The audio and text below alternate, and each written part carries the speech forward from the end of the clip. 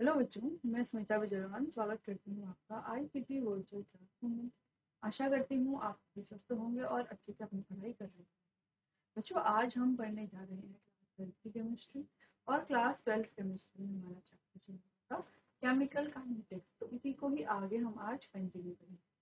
चलिए, तो chemical kinetics पढ़ते हैं। यहाँ पर हमने लास्ट लेक्चर में डिस्कस किया था रेट ऑफ रिएक्शन के बारे में हम बात करेंगे इस चैप्टर में।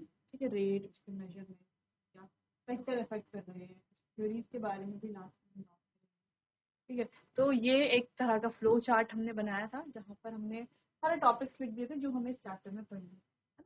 अच्छा, इन टॉपिक्स के अलावा और भी टॉपिक्स हैं जो हमें पढ़ने हैं। फिलहाल हमें ये टॉपिक कंप्लीट करने हैं। फिर जब हम ये टॉपिक कंप्लीट कर लेंगे, जो हमें एडिशनल टॉपिक पढ़ने, एडिशनल तो नहीं है, कुछ और टॉपिक हमें पढ़ने हैं, उसे हम क्या कर लेंगे, इस पर ही ऐड कर देंगे। ठीक है,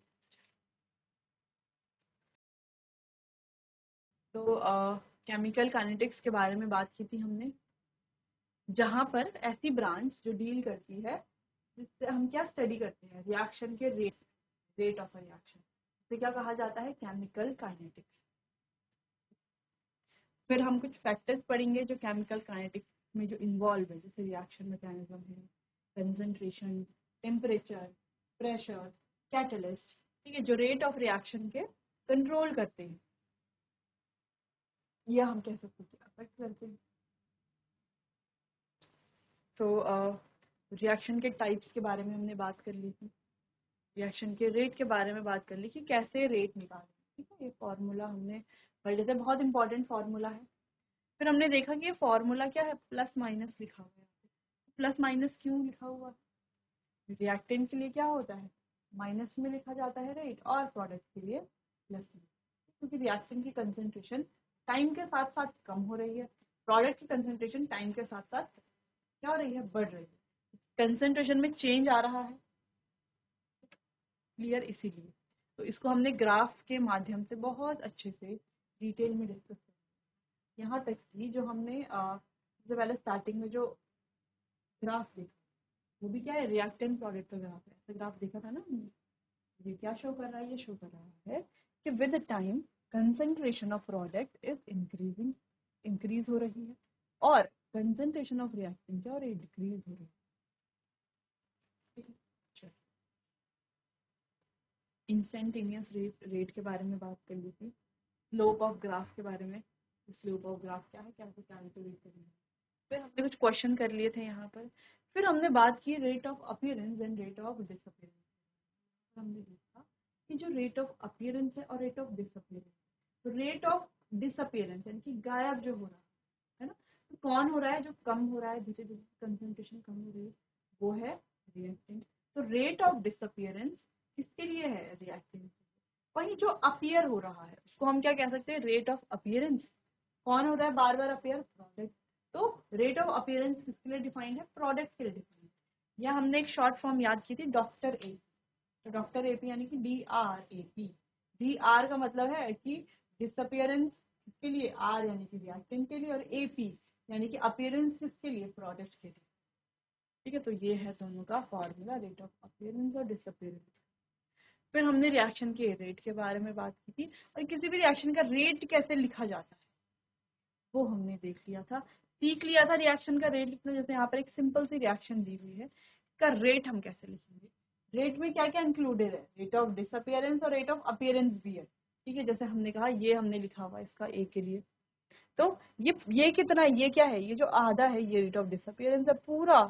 जब ये भी यहाँ पर है -1/2, तो ये क्या हो गया हमारा, रेट ऑफ रिएक्शन। ये ROR यानी कि रेट ऑफ। ठीक है, कंफ्यूज नहीं होना है। अगर हम यहाँ पर रेट ऑफ अपीयरेंस और रेट ऑफ रिएक्शन के बारे में बात करें, तो जैसे ये है,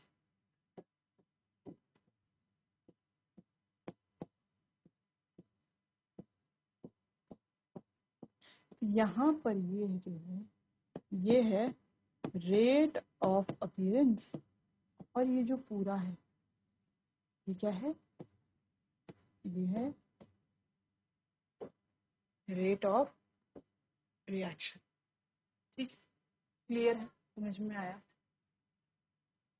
के बाद डिफरेंशियल रेट एक्सप्रेशन कैसे लिखेंगे ये हमने देखा। ठीक है, काफी इजी था। फिर एक क्वेश्चन किया था, इस क्वेश्चन में हमें रिएक्शन का रेट फाइंड करना था, रेट ऑफ अपीयरेंस फाइंड करना था, रेट ऑफ डिसअपीयरेंस। ठीक है, तो ये हमने बहुत इजीली ये क्वेश्चन सॉल्व कर लिया, कंफ्यूजन नहीं हुई चीज में आपको। चलिए, तो गैसियस सब्सटेंस के लिए रेट कैसे हम लिखेंगे वो हम, यानी कि in terms of pressure rate हम कैसे लिखेंगे, इसको हमने अपने लास्ट लेक्चर में डिस्कस किया था। प्रेशर के टर्म्स में हम रेट कैसे लिखेंगे, तो यहाँ पर हमने देख लिया था, अगर बात है terms in terms of pressure, ये होगा हमारा रेट। यूनिट में डिफरेंस है बस दोनों की, यूनिट में और देखो किस में डिफरेंस है। और अब यहाँ पर देखो ए है, बी की कंसेंट्रेशन, सी की कंसेंट्रेशन और डी की कंसेंट्रेशन। यहाँ पर आप देखो, यहाँ पर है पी, ये किसके टर्म्स में है, प्रेशर के टर्म्स में है। ठीक है, बस यही एक डिफरेंस है, बाकी तो जैसा रेट यहाँ लिखना है वैसे यहाँ पर भी लिखना है, लेकिन यही एक डिफरेंस है। इसके अलावा यूनिट में थोड़ा सा डिफरेंस है, यहाँ पर यूनिट है mole litre inverse second inverse, concentration के टर्म्स में जो हम लिखते हैं। अच्छा, आपको पता है मोल लीटर इनवर्स सेकेंड, ये जो मोल लीटर इनवर्स है ये किसकी होती है, मोलालिटी, मोलारिटी की, सॉरी किसकी, मोलारिटी की। ठीक है, और यहाँ पर प्रेशर के टर्म्स में जब हम लिखते हैं तो यहाँ पर जो यूनिट है वो है एटीएम सेकेंड इनवर्स।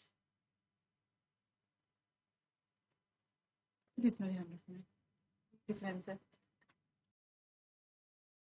नेक्स्ट, फिर रिलेशन बिटवीन कंसंट्रेशन और प्रेशर, कंसंट्रेशन और प्रेशर के बीच में क्या रिलेशन है इसके बारे में बात की थी। फिर हम पढ़ रहे थे बच्चों एलिमेंट्री रिएक्शन और कॉम्प्लेक्स। अब एलिमेंट्री रिएक्शन क्या है, जो एक सिंगल स्टेप में कंप्लीट हो जाता है, और कॉम्प्लेक्स रिएक्शन क्या है, सिंगल स्टेप में नहीं होती है, इसमें एक से ज्यादा स्टेप होते हैं। अब एलिमेंट्री रिएक्शन जब सिंगल स्टेप में हो रही है तो इसमें कोई बहुत ज्यादा ऐसे इंटरमीडिएट नहीं बनेगा, ये ऐसे नहीं होगी रिएक्शन, सिंपल सी रिएक्शन होती है यहाँ पर होगी।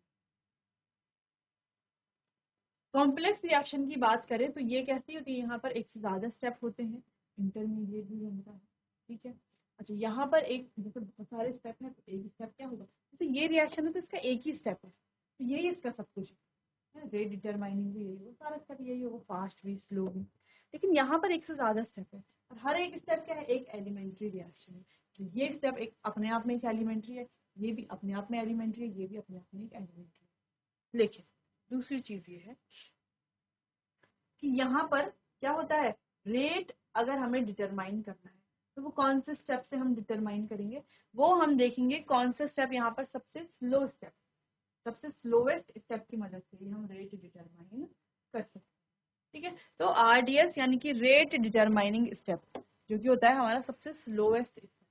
ठीक है, चलो फिर बहुत इंपॉर्टेंट बच्चों हम बात कर रहे थे लॉ ऑफ मास एक्शन के बारे में। अब लॉ ऑफ मास एक्शन क्या कहता है, देखो सबसे पहले तो ये सिर्फ वैलिड है एलिमेंट्री रिएक्शंस के लिए, एलिमेंट्री रिएक्शन के लिए, और ये कहता क्या है कि rate of a reaction at given temperature is directly proportional to the concentration of reactant, यानी कि रेट जो है वो डायरेक्टली प्रोपोर्शनल किसके है, कंसंट्रेशन ऑफ रिएक्शन के है। ठीक है, raise to the power equal to their stoichiometric coefficient, और जो raise to the power equal to their जो उनका स्टोइकोमेट्रिक कोफिशिएंट है उसके इक्वल होगी जो उनकी पावर है। इसके लिए केवल एलिमेंट्री रिएक्शन के बारे में बात है, केवल और केवल। ठीक है, अगर रिएक्शन कॉम्प्लेक्स है तो रेट हमें एक्सपेरिमेंटली फाइंड करना है। चलो तो मान लो कोई रिएक्शन हमने लिखी और ये एक एलिमेंट्री रिएक्शन है,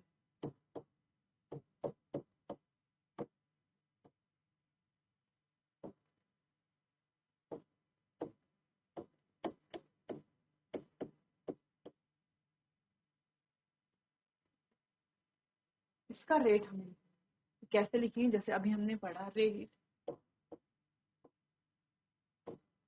इज डायरेक्टली प्रोपोर्शनल टू क्या है, कंसंट्रेशन ऑफ रिएक्टेंट, रिएक्टेंट की कंसंट्रेशन किस पे,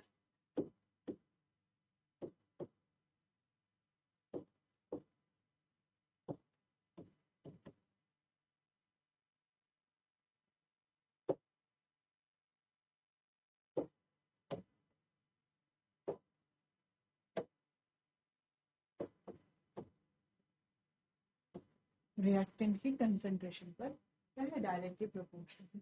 जब हम रेट लिखेंगे तो रेट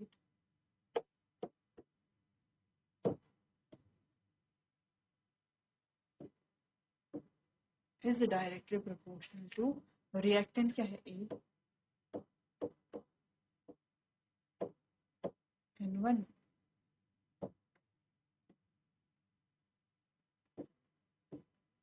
N2। ठीक है, क्लियर है।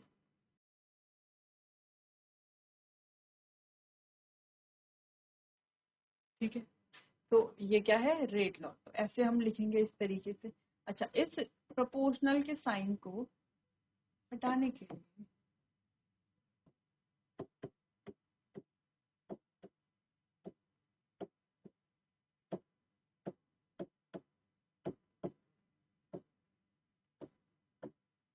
ठीक है, अब ये जो K है ये है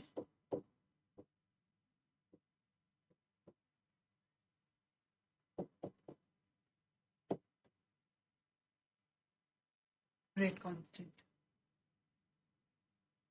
क्लियर है, समझ में आया, कोई रिएक्शन नहीं है। रेट हम कैसे लिखेंगे और ये रिएक्शन कैसे है, एक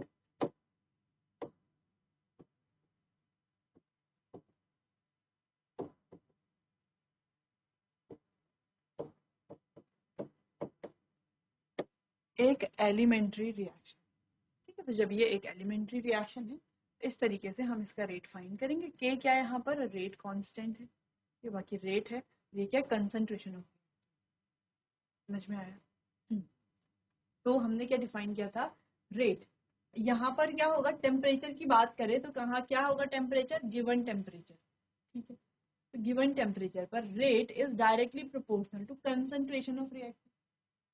क्या है ये, रिएक्टेंट की कंसंट्रेशन की डायरेक्टली प्रोपोर्शनल है।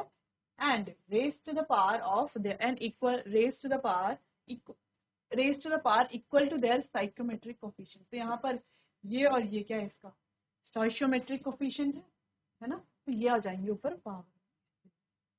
क्लियर है, इतना समझ में आया। चलिए इसको नोट कीजिए, एक और रिएक्शन देखते हैं, क्या आप उसका रेट लिख पाएंगे या नहीं लिख पाएंगे, इसके बारे में बात करते हैं। फिलहाल आप इतना नोट कीजिए।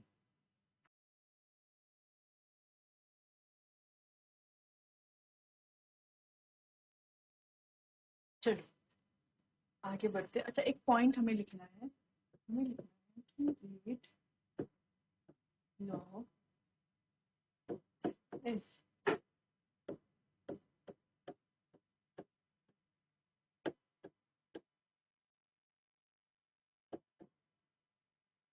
Experimentally determined.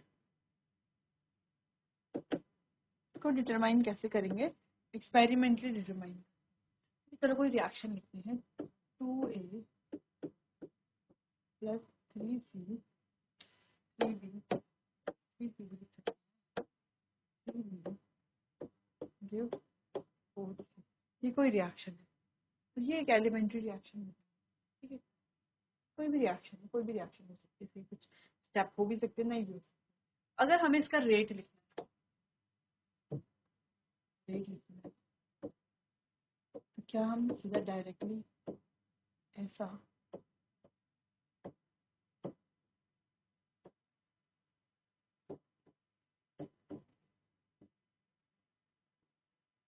क्या हम डायरेक्टली ऐसा लिख चाहिए। तो देखो बच्चों, हम ऐसा डायरेक्टली नहीं लिख सकते, ऐसा नहीं लिख सकते। हमें कैसा लिखना है, हम लिखेंगे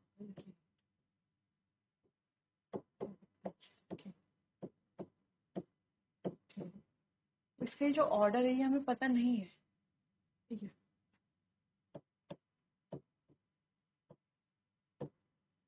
अब यहाँ पर x और y क्या है वो हम ध्यान रखेंगे। x is equals to order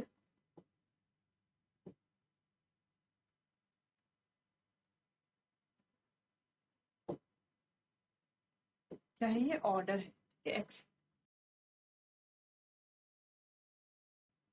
order of a लिख लो, जो हम लिख रहे थे, ये लिख लो ऑर्डर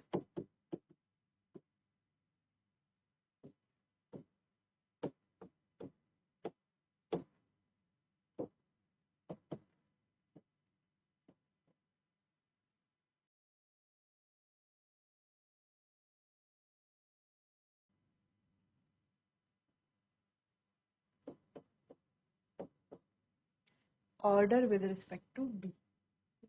ऑर्डर हम ऐसे देख करके नहीं लिख सकते, हमें फाइंड करना। हाँ, अगर लिखा होता कि ये रिएक्शन एलिमेंट्री है तो ये और ये वाला जो हमने रेट लॉ लिखा है ये चल जाता। लेकिन अगर हमें पता ही नहीं है रिएक्शन एलिमेंट्री है कि नहीं है तो ऑर्डर हमें हमेशा इस तरीके से लिखना है। और ये जो एक्स और वाई की वैल्यू है इसको एक्सपेरिमेंटली डिटरमाइन करना, इसको फाइंड करना।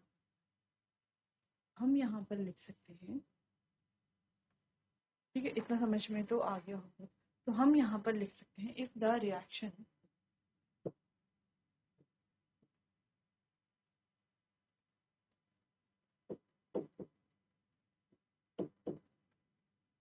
Is elementary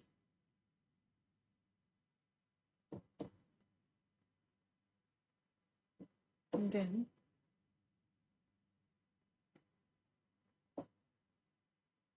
we don't need to find the order of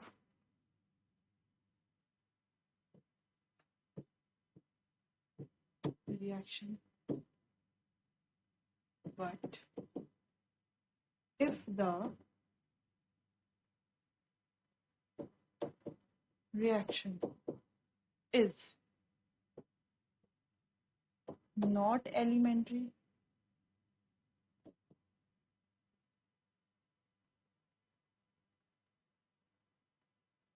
then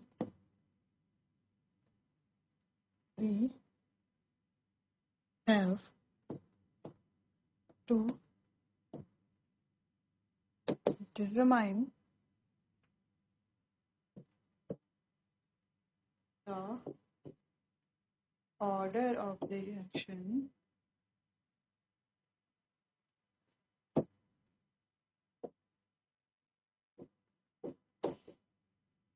experimentally.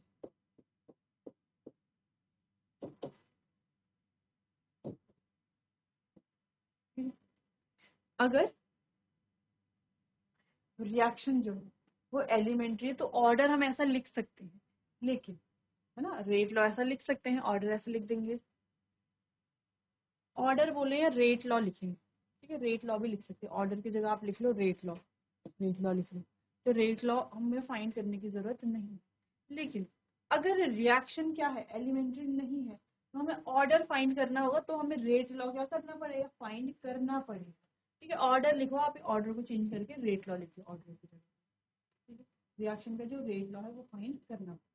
Clear है, नोट करो इतना।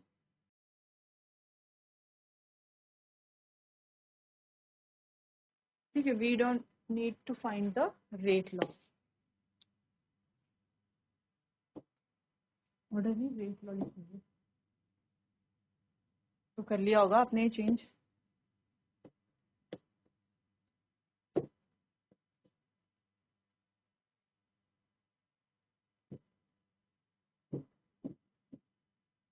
सिंपल सा मतलब ये कि अगर रिएक्शन क्या है, एलिमेंट्री है, तो डायरेक्टली रेट लॉ लिखा जा सकता है। जैसे जैसे यहाँ पर हमने एग्जांपल लिया था, रिएक्शन क्या थी, एलिमेंट्री थी, तो हमने क्या किया, डायरेक्टली रेट लॉ लिख लिया था। लेकिन अगर रिएक्शन एलिमेंट्री नहीं है, जैसे यहाँ पर नहीं है रिएक्शन एलिमेंट्री, तो हम डायरेक्टली रेट लॉ नहीं लिख सकते। हमें क्या करना पड़ेगा, रेट लॉ को एक्सपेरिमेंटली डिटरमाइन करना पड़ेगा। इसे लिखा हुआ है rate law is experimentally determine. Experimentally हमें फाइंड करना पड़ेगा रेट लॉ को। ठीक है, क्लियर हो, इतना समझ में आया। एक बार आप इसे अच्छे से देख करके नोट कर लीजिए, फिर आगे बढ़।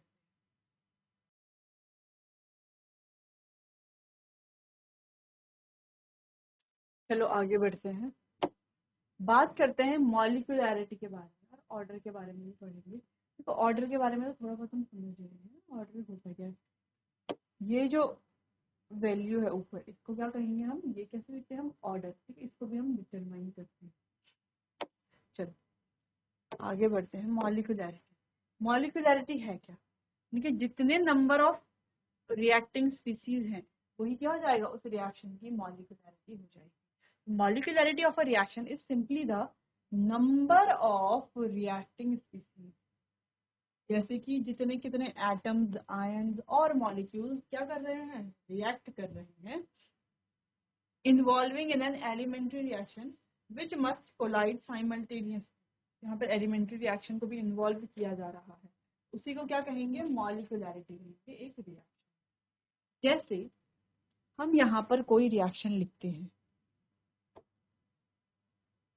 अच्छा कोई रिएक्शन क्या लिखते हैं यहाँ पर, H2 और O2, ये रिएक्शन लिखी हुई है, H2 plus O2 give H2O। Reaction balance तो नहीं है ना, रिएक्शन बैलेंस कर लेंगे, 2 हो जाएगा 2, ठीक है, इस तरीके से रिएक्शन।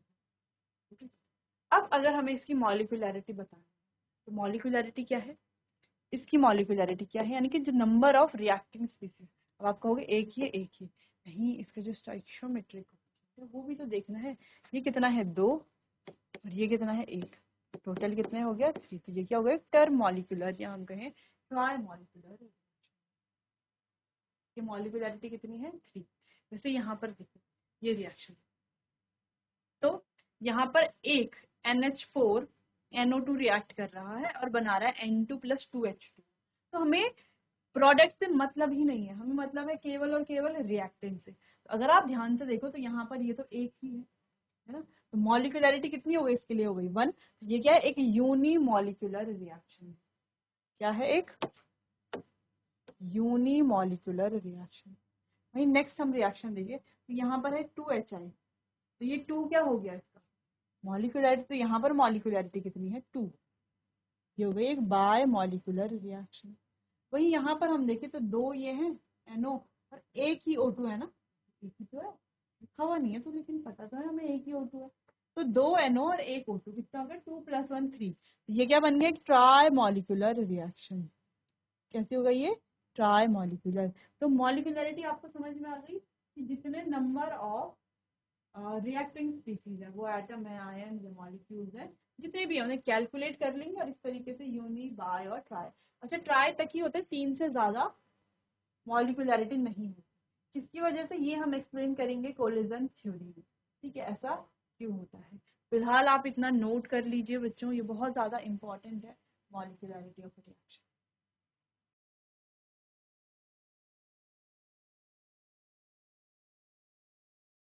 आगे बढ़ते हैं नेक्स्ट। अच्छा क्वेश्चन आ गया, why the reactions having molecularity greater than 3 is rare.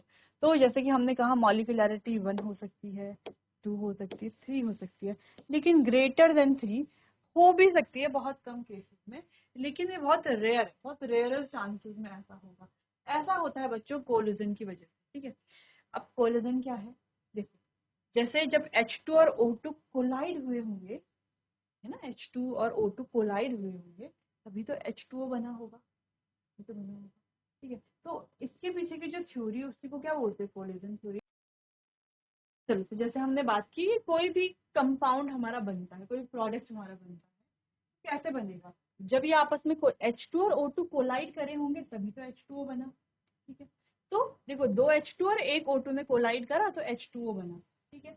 तो अगर 2 है, 3 है, 3 तक भी चल जाता है, लेकिन 3 से ज्यादा अगर है तो हम इसीलिए कह रहे हैं कि ये बहुत रेयर चांस इसीलिए है मॉलिक्यूलरिटी 3 से ज्यादा होने का, क्योंकि देखो 3 मॉलिक्यूल्स में कोलाइड करके जब कंपाउंड बना है, 3 से ज्यादा अगर है, मान लो 4 है, ठीक है, इस तरीके से है 1 2 3 और 4। अब ये कोलाइड तो करेंगे, जैसे ये एक दूसरे के साथ कोलाइड करना चाहेंगे, लेकिन कोलाइड करेंगे भी, लेकिन वो 2 तरह की कोलिजन होती है, एक होती है इफेक्टिव कोलिजन और एक होती है इनइफेक्टिव। इफेक्टिव यानी कि जहां पर अच्छे से कोलिजन होकर के प्रोडक्ट बनता है, इनइफेक्टिव यानी कि जहां पे कोलिजन हो रहा है लेकिन प्रोडक्ट नहीं बन रहा है, सही से नहीं, इफेक्टिव हो ही नहीं रहा, ठीक है। इफेक्टिव हो ही, जैसे हम पढ़ने बैठते हैं ना, तो अगर हम 1 घंटे पढ़ करके एक हम टॉपिक कंप्लीट कर रहे हैं और हम क्या कर रहे हैं 5 घंटे बैठ रहे हैं, लेकिन वो टॉपिक फिर भी कंप्लीट नहीं हो रहा है, तो 1 घंटे बैठ करके टॉपिक कंप्लीट करना वो एक इफेक्टिव हुआ, इफेक्टिव स्टडी हुई। और 4 घंटे भी बैठ रहे हैं लेकिन टॉपिक कंप्लीट नहीं हो रहा है, तो उस बैठने का कोई फायदा ही नहीं है, तो वो क्या हो गया, इनइफेक्टिव। तो वैसे ही कोलिजन भी होता है, इसको हम आगे बहुत डिटेल में डिस्कस करने वाले हैं कोलिजन थ्योरी में, इसके दोनों टाइप्स इफेक्टिव इनइफेक्टिव, उसको भी हम पढ़ेंगे। तो अब आप समझ गए हैं, देखो कोलिजन होगा 2 से ज्यादा के बीच में, 4 3 से ज्यादा के बीच में कोलिजन होगा, लेकिन वो इफेक्टिव नहीं होगा, प्रोडक्ट बने ही बने, ऐसा नहीं है, ठीक है। इसीलिए यहाँ पर बच्चों, since the chances of collision and reaction of more than 3 molecule, यानी कि 3 से ज्यादा मॉलिक्यूल का एक ही टाइम पर, एट अ टाइम, एक ही टाइम पर, ये क्या है, बहुत ही कम होता है। The molecularity greater than is rare, इसीलिए जो मॉलिक्यूलैरिटी है वो 3 से ज्यादा बहुत रेयर केसेस में आपको देखने को मिलता है, बहुत कम केस। क्लियर है, समझ में आया ऐसा क्यों होता है, मॉलिक्यूलैरिटी तो नहीं मिलती। क्लियर, नोट कर लीजिए इतना।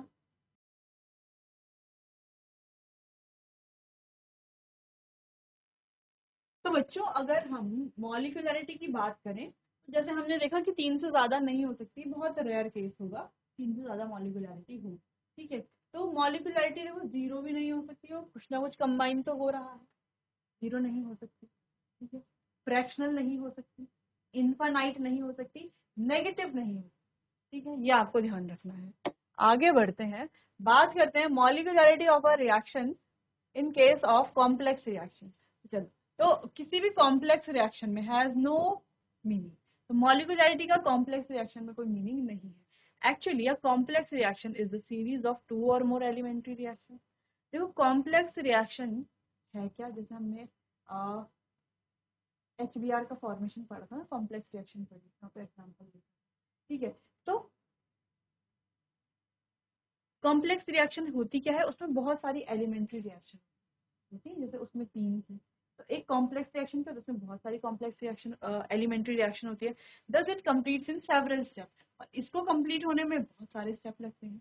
तो इसमें होता है slowest step, or slowest step determine the rate of reaction.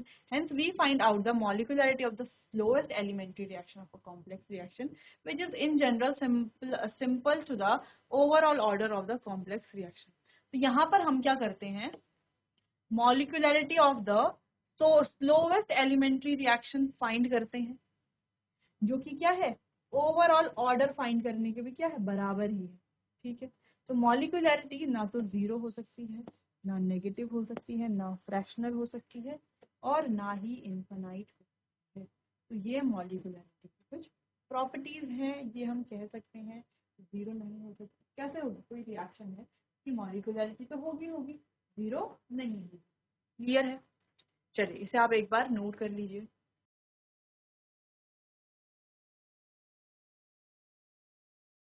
चलिए क्लियर हो गया। अब हम बात करते हैं यहाँ पर ऑर्डर के बारे में। ऑर्डर क्या है, sum of powers of the concentration of the reactant in a rate law expression is called the order of a chemical reaction. अब आप कहोगे रेट लॉ जो हमने अभी पढ़ा, जैसे ये एक रिएक्शन दी गई है, ये हमने लिखा इसका रेट, ठीक है, रेट लॉ में ऐसे तो लिखते हैं रेट। अब ये जो x है और ये y है, ये क्या शो कर रहा है, ये शो कर रहा है ऑर्डर ऑफ रिएक्शन। ये x क्या है, order with respect to a, और ये y क्या है, order with respect to b, ठीक है। तो जब हम इनका सम करेंगे, यानी कि x प्लस वाई करेंगे, तो हम रिएक्शन का ओवरऑल ऑर्डर फाइंड कर सकते हैं। मान लो ये 2a प्लस 3b, ये 4c, ये कोई रिएक्शन है, ठीक है। और ये कैसी रिएक्शन है, ये एक एलिमेंट्री रिएक्शन है। तो एलिमेंट्री रिएक्शन में तो हम रेट लॉ डायरेक्टली लिख सकते हैं। तो यहाँ पर रेट कैसा लिखा जाएगा, इस तरीके से है ना, a की पावर कितनी 2 और यहाँ पर कितनी 3, ठीक है। तो ऑर्डर आसानी से फाइंड कर लेंगे, एक्स और वाई को ऐड कर लेंगे और ऑर्डर आ गया यहाँ पे रिएक्शन का 5। इस तरीके से बहुत इजीली हम रिएक्शन का ऑर्डर फाइंड कर। क्लियर है। अब आपको क्या करना है, ये नोट कर लेना है कि किसी भी रिएक्शन का ऑर्डर हम कैसे फाइंड करें। तो चलिए बच्चों, आज के लिए बस इतना ही, बाकी इसी को आगे कंटिन्यू करेंगे अपने आने वाले अगले सेशन में। तब तक के लिए आपका बहुत बहुत धन्यवाद।